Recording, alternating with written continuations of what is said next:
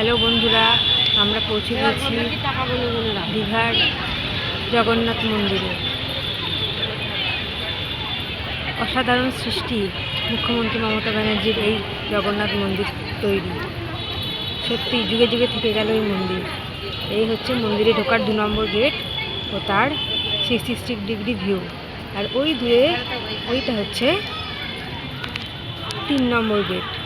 ওই দূরে ওইদিকে এটা 3 নম্বর গেট, আর এটা হচ্ছে 2 নম্বর গেট।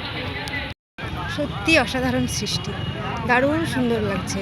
সন্ধ্যাবেলা আলোয় সেজে উঠেছে এই মন্দির চত্বর।